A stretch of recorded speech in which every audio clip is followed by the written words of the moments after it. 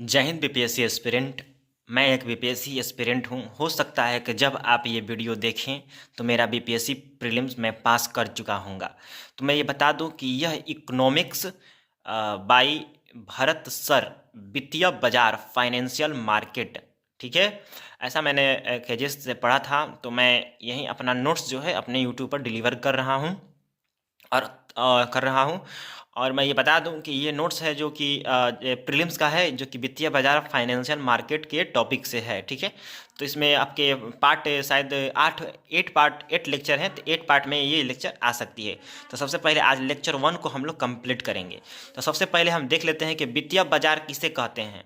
मैं आपको समझाऊंगा भी अच्छे से, थोड़ा अच्छे से, और एक बार में ही आप समझ जाना। प्रयास करना कि एक बार में आप समझने की कोशिश करना, क्योंकि इकोनॉमिक्स थोड़ा टेक्निकल सब्जेक्ट है। तो एक बार आप यहाँ पर देख लीजिए। ये भरत सर, अगर आपको नहीं पता है कि कौन है, तो ये मेरे गुरु हैं, ये मेरे शिक्षक हैं, और इनको मैं बहुत मानता हूँ। सबसे पहले यहाँ पर आते हैं कि वह बाजार जिसमें, ये वित्तीय बाजार किसे कहते हैं, ठीक है।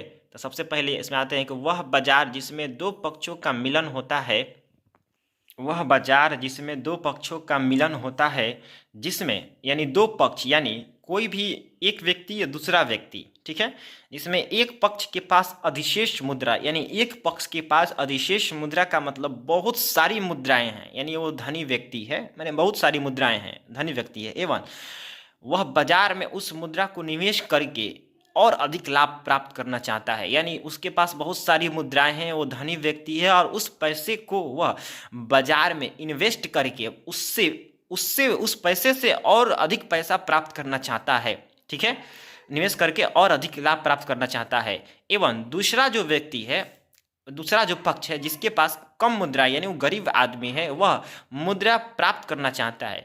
वो अब उसके पास, दूसरा जो व्यक्ति है उसके पास तो पैसे है ही नहीं, तो वो क्या करना चाहेगा, वो मुद्रा प्राप्त करना चाहेगा, ठीक है।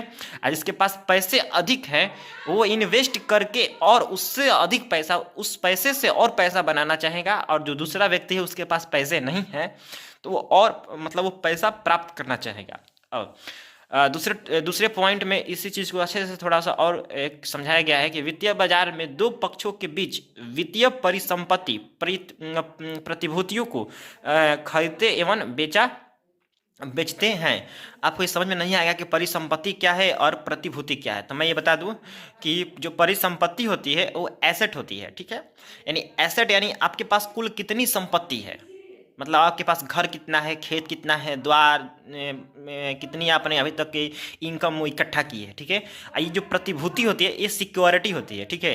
ये सिक्योरिटी होती है जैसे कि गवर्नमेंट सिक्योरिटी होती है, जो बहुत अधिक तरल होती है। यानी बहुत तरलता का मतलब होता है कि बहुत अधिक, जैसे कि अभी हमको पैसा चाहिए और मैं बाजार में गया और उसको जीव दूंगा ना, तो वो जल्दी ही चल जाएगी, मतलब जल्दी ही उसके बदले में पैसे हमें मिल जाएंगे, तो उसको कहते हैं अधिक तरलता। तो प्रतिभूति में एक गवर्नमेंट सिक्योरिटी आती है, वो बहुत अधिक तरलता होती है, तो कुछ ऐसा इसको कहते हैं कि प्रतिभूति यानी सिक्योरिटी होती है, ठीक बा, सॉरी, ठीक है। वित्तीय बाजार में दो पक्षों के बीच वित्तीय संपत्ति और प्रतिभूति को खरीदते एवं बेचते हैं। ये इसी चीज़ को थोड़ा सा टेक्निकल वे में समझाया गया है, इस चीज़ को थोड़ा सा स्टेटमेंट वे में समझाया गया है, ठीक है। आई होप कि आपको समझ में आ रहा होगा। अगर नहीं आ रहा होगा तो आपको करना क्या, कमेंट करना है। कमेंट आप जब करेंगे तो मैं इस पर विचार करूंगा कि आपको कैसे समझाना है, और अच्छे से भरत सर द्वारा दिए गए ज्ञान से मैं इसको और भी अच्छे से आपको क्या बोलते हैं, समझाने का प्रयास करूंगा, ठीक है। तो सबसे पहले यहाँ पर इसी स्टेटमेंट को थोड़ा सा यहाँ पर मैं ये क्या बोलते हैं, डायग्राम टाइप का समझाया गया है। तो देखिए, जैसे ए एक व्यक्ति है, बी एक व्यक्ति है, ठीक है। जो जो जैसे जैसे मैं बोलूँ बस उस पर आपको ध्यान देना है, बाकी किसी चीज़ पर आपको ध्यान नहीं देना है, कौन कैसे कैसे क्या बना है। तो सबसे पहले ए एक व्यक्ति है, बी एक व्यक्ति है, ठीक है। ए के पास बहुत सारा पैसा है, ठीक है, निवेश करना चाहता है ए, ठीक है। तो वो क्या करेगा, वो इसमें इसको निवेश कर देगा, यानी इस बी को पैसा दे देगा। ये क्या, बी क्या चाहता है कि मुद्रा प्राप्त करना चाहता है, तो बी को ये पैसा दे देगा। तो पैसा जब देगा, तो बी को जब ये पैसा देगा, तो बी इसके बदले में क्या देगा, तो इसके बदले में भी वित्तीय परिसंपत्ति देगा, यानी फाइनेंशियल एसेट देगा। जैसे कि उसके पास जो भी संपत्ति होगी वो उसको रखेगा as a collateral, sorry collateral, collateral इसको बोलते हैं, कोलेट्रल मतलब गिरवी। अब इस शब्द का मतलब गिरवी हो गया। शायद इसका मीनिंग थोड़ा सा मुझे लगता है गलत हो सकता है कि इसका प्रोनाउंसिएशन कोलेबेट्रॉल होगा, शायद इस पर ध्यान न दीजिए। इसका इसका मतलब होता है गिरवी। तो यानी अगर बी किसी भी चीज को यानी वित्तीय परिसंपत्ति या फिर सिक्योरिटी यानी प्रतिभूतिया को अगर ए के पास गिरवी रख दे तो ए इसको पैसा देगा, इन्वेस्ट इसमें करेगा। ठीक है, जैसे कि यहाँ पर लिखा है कि मुद्रा की कमी, डिफिशियट मनी, मौद्रिक घाटा, यानी बी को मुद्रा की कमी है, मुद्रा प्राप्त करना चाहता है बी, इसलिए वो अपने फाइनेंशियल एसेट और सिक्योरिटी को ए के पास गिरवी रख देगा और ये इसको पैसा दे देगा, क्योंकि निवेश करना चाहता है, इसके पास बहुत सारा पैसा है। ठीक है, सरप्लस यानी पैसा है, सरप्लस अधिशेष पैसा है।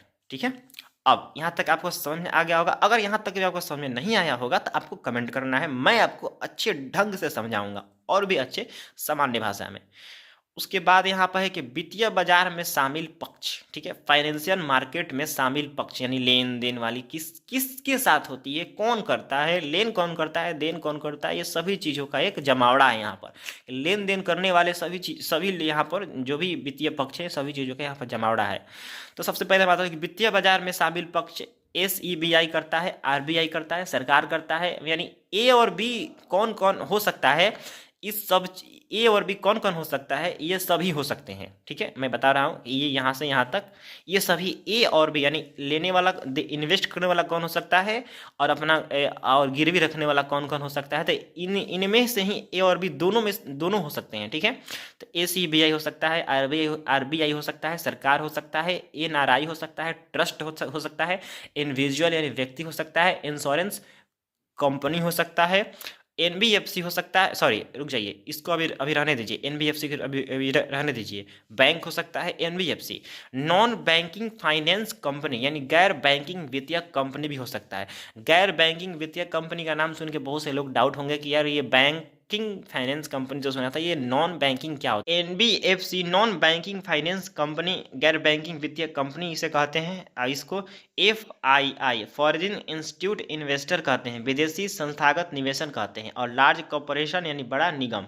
ठीक है, लार्ज कॉरपोरेशन बड़ी बड़ी कंपनियां, बड़ा निगम, नियम नहीं होगा यहाँ पर, निगम होगा। ठीक है, तो बस आज के लिए हम इतना ही पढ़ेंगे। लेक्चर 1 आपका हो गया, आज के लिए इतना ही पढ़ेंगे।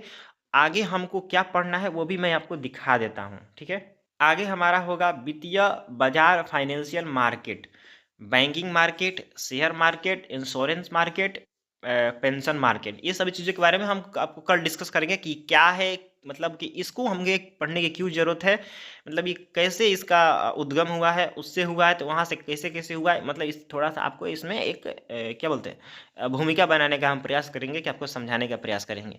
आई होप कि आपको ये अच्छा समझ में आया होगा। अगर आया होगा तो आपको करना है कमेंट में कि सर हमें समझ में आया होगा, मुझे थोड़ा अच्छा लगेगा। तो जब तक आप ये वीडियो देखेंगे मेरा प्रीलिम्स निकल चुका होगा। तो इसलिए जय हिंद, जय भारत।